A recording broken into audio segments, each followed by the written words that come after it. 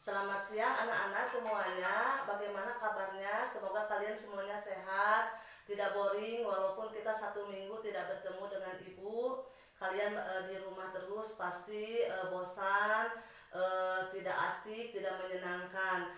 Nah, sekarang semoga kalian semuanya anak-anak kelas 4B ada dalam lindungan Allah Subhanahu wa taala, sehat semuanya.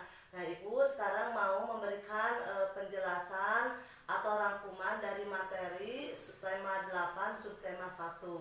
Kalian sudah pernah belajar bahasa Indonesia di semester 1, menentukan tema, subtema tokoh utama dan lain sebagainya. Pada pembelajaran tema 7, kalian juga sudah mengenal cerita fiksi dan non fiksi, di mana cerita fiksi itu adalah cerita berupakan hayalan karangan semata seseorang pengarang biar bisa menyenangkan hati pembacanya. Sedangkan non fiksi adalah cerita yang mengandung makna yang bisa ditemukan maknanya di KBBI atau Kamus Bahasa Indonesia.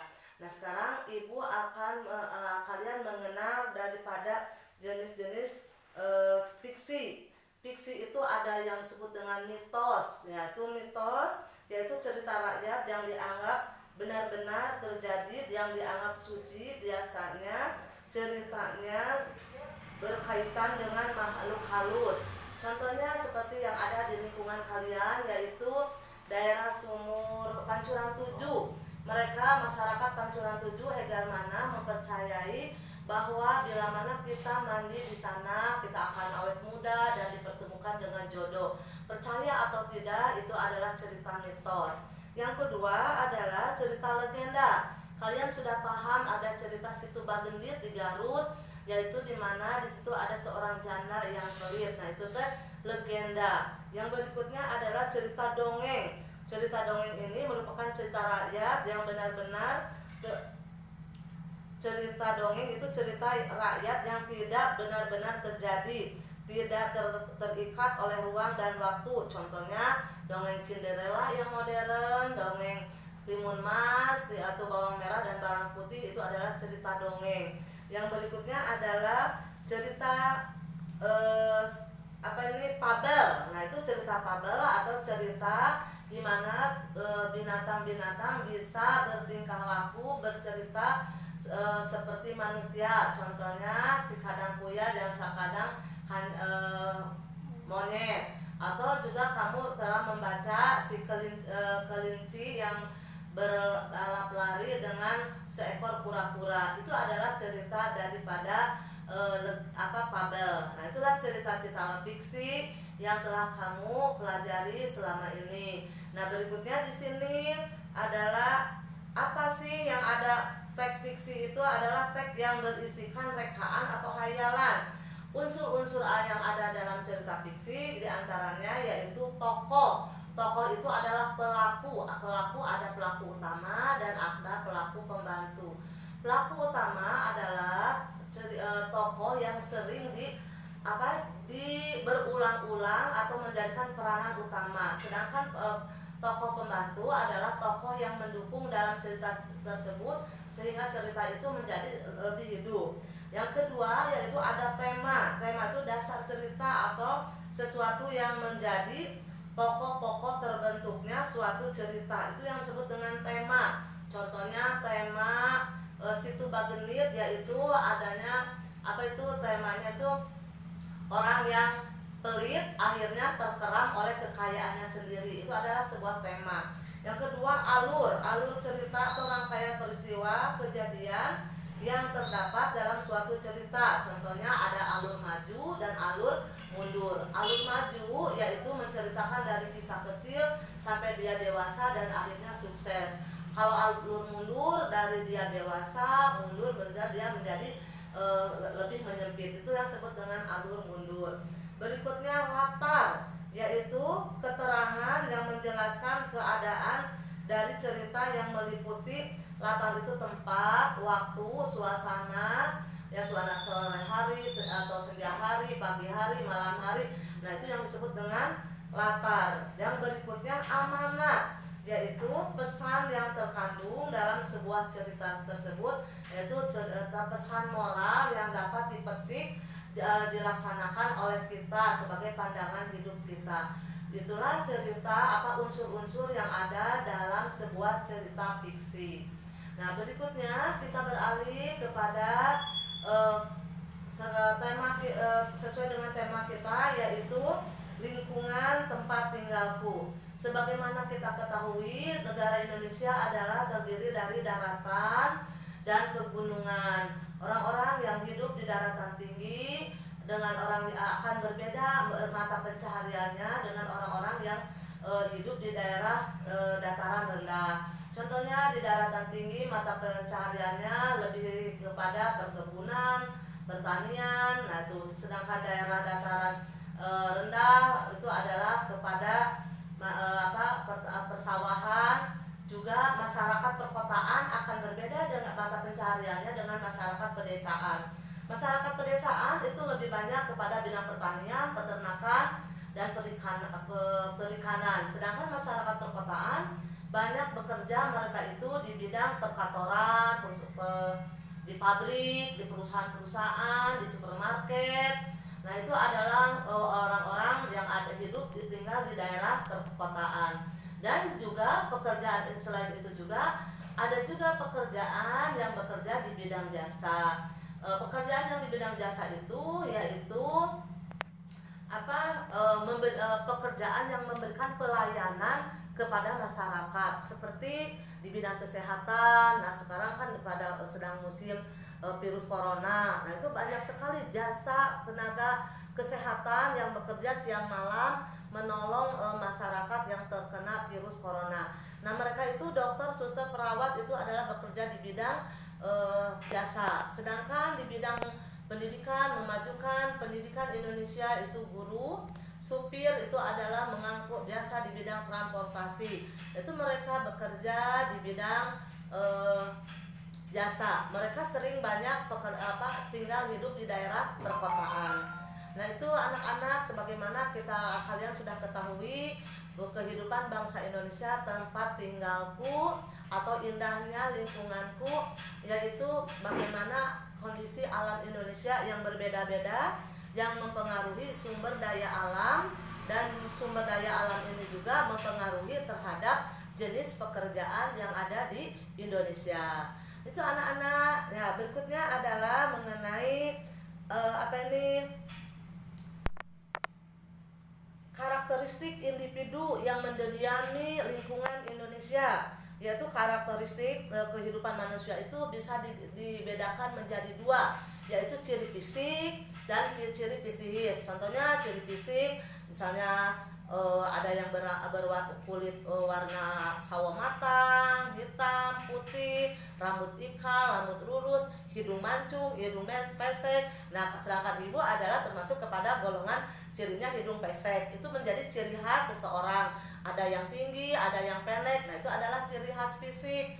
Nah, yang kedua adalah ciri khas psikis, ya, karakteristik psikis. Ada yang penyabar, ada yang pemarah, ada yang humoris, ada yang baik dengan temannya, ada juga yang kurang baik. Nah, itu adalah karakteristik psikis, ciri sifat watak seseorang antara yang satu dengan yang lain. Tetapi yang lebih penting, ibu ingatkan kepada kalian semuanya, perbedaan fisik jangan menjadi sebuah permasalahan, pertentangan. Kita adalah Bhinneka Tunggal Ika, berbeda-beda tetapi memiliki satu tujuan. Juga sifat watak seseorang yang berbeda jangan menjadikan kita menjadi permusuhan, permasalahan. Aduh, punten barudak yuk. Ada gangguan batuk heula teu naonnya iklan.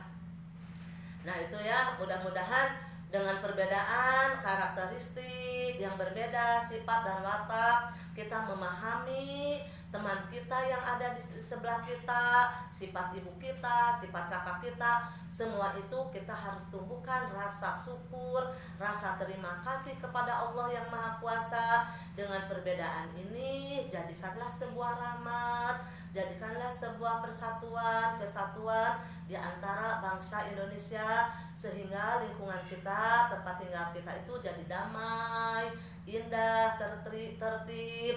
Nah sekarang wayahnya di saat sedang virus merebak ini, kalian melakukan social distancing, yaitu membatasi jarak minimal 1 meter. Bukan berarti kita membeda-bedakan karakteristik karena situasi dan kondisi saat ini. Nah itu sekarang berikutnya adalah kepada mitos PPKN. Nah sekarang kalian di tema 7 sudah mengetahui tentang gaya. Siapa yang masih ingat tentang gaya? Ayo Jenly, kamu kan kemarin sama ibu sudah disuruh mendorong kursi dan menarik kursi. Ya, kalian mengetahui tidak Jenly menarik dan mendorong kursi? Nah itu adalah tarikan dan dorongan disebut apa? Ya betul, disebut gaya. Gaya adalah merupakan tarikan dan dorongan. Tarikan mana saja sih yang disebut dengan tarikan? Nah situ tarikan, contohnya orang yang sedang menggulung benang layang-layang. Nah itu ditarik layang-layang. Nah itu juga merupakan tarikan. Yang berikutnya adalah menggerek bendera. Itu kita kalau kalian pada hari Senin melakukan upacara menggerek bendera ke atas, nah itu merupakan tarikan. Atau orang tua kalian di rumah yang punya burung, yang biasa burungnya dijemur, itu dikerek ke atas yang punya kerekan. Nah itu merupakan gaya tarikan. Atau mengangkat meja, mengangkat beban. Kamu kalau pulang sekolah suka mengangkatkan kursi disimpan di atas meja. Nah itu adalah juga merupakan tarikan. Nah melontarkan anak panah, ketepel. Nah itu ya juga itu merupakan tarikan. Busur ditarik itu adalah merupakan tarikan. Jadi gaya itu dibagi dua, ada tarikan dan dorongan. Yang barusan ibu jelaskan adalah mengenai tarikan. Nah sekarang yang bagaimana yang merupakan dorongan? Yang merupakan dorongan yaitu contohnya adalah membuat mainan, atau kalian pernah melakukan praktek membuat pas bunga, membuat kura-kura, membuat tokek, itu dari dari bahan tanah liat.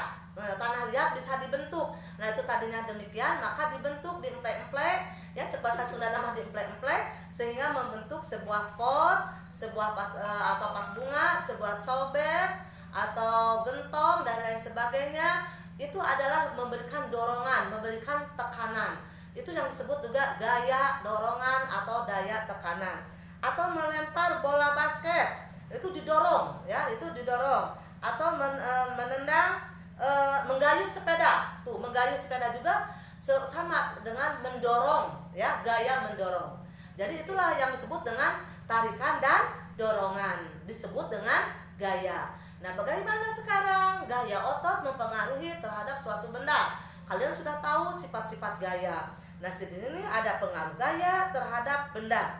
Contohnya, gaya otot dapat membuat benda yang semula diam menjadi bergerak. Contohnya, bola yang tadinya diam ditendang, atau kursi yang didorong oleh Jenly yang tadinya diam menjadi bergerak. Jadi pengaruh gaya otot terhadap benda yang diam menjadi bergerak akibat didorong. Yang berikutnya, gaya otot yang membuat benda semula bergerak menjadi diam. Contohnya adalah sepeda yang sedang digayuh, direm sekaligus kick. Mobil direm jadi cicing, menjadi diam. Nah itulah contoh gaya otot, benda yang bergerak menjadi diam. Atau bola yang ditendang ditangkap oleh penjaga gawang, bola itu menjadi diam. Nah itulah yang disebut dengan gaya dapat membuat benda semula bergerak menjadi diam. Berikutnya adalah gaya otot yang merubah arah gerak suatu benda. Benda yang sedang ditendang atau bola yang sedang ditendang oleh si Usep, mengenai kaki si Saidan yang tadinya lurus, karena tertahan oleh kaki Saidan maka bola itu melenceng. Itulah gaya otot yang dapat merubah arah benda, bisa ke kiri, bisa ke kanan, atau ke depan. Nah itulah yang berikutnya adalah gaya dapat merubah bentuk benda. Tadi jelas gaya dapat merubah bentuk benda. Contohnya adalah plakisin atau tanah liat yang dibentuk menjadi sebuah mainan. Nah itu anak-anak penjelasan rangkuman dari materi tema 8 subtema 1 tentang gaya, pengaruh gaya, tentang fiksi, cerita fiksi, dan keadaan fisik bangsa Indonesia yang dibedakan ada ciri fisik, ada ciri psikis. Nah yang terakhir itu IPS adalah lingkungan tempat tinggal, ada yang orang tinggal di daerah perkotaan dan di daerah pedesaan, maka pola kehidupannya berbeda atau mata pencahariannya pun berbeda. Nah itu saja, coba kalian ingat-ingat kembali yang telah dibaca oleh kalian subtema 1 dan subtema 2. Nanti ibu akan memberikan pertanyaan, atau sekarang penugasan dari ibu, kamu mencari sebuah cerita di majalah, di koran, atau di buku cerita apa saja. Satu cerita saja, misalnya tentang bawang merah dan bawang putih. Tentukan tokohnya, amanatnya, latarnya, temanya, dan alur ceritanya. Ya, itu sebagai penugasan untuk bahasa Indonesia. Untuk SPDP di situ kalian Anda menyanyi Rampo Rampeyanko, bisa mendownload. Nanti pas masuk kalian sudah hafal lagunya ya. Ada nada tinggi, ada nada rendah, ya, ada nada sedang. Itu saja dari ibu. Semoga kalian semuanya sehat, sembuh, dan jangan lupa awas, hati-hati jangan keluar. Sekarang malah lebih lebih waspada lagi, lebih berhati-hati lagi, karena masih banyak anak-anak yang berkeliaran kemana, ke tempat-tempat wisata dan lain sebagainya. Itu polisi sekarang Pamong Praja akan bergerak menangkapkan anak-anak agar kondisi kita tidak terinfeksi virus corona, dan kita tanggal 28 atau 29 kita bisa kembali ke sekolah. Tetapi kalau situasinya ini mudah-mudahan tidak diperpanjang lockdown ini ya, mengunci kita itu, kalian tetap saja waspada, mandi, biar badan kita sehat, PHBS tetap dilaksanakan, makan makanan yang bergizi, istirahat, bersukaria, bercerita, bercengkrama dengan ayah bunda, dengan adik-adik semuanya. Terima kasih. Selamat selamat menjalankan tugas. Wassalamualaikum warahmatullahi wabarakatuh.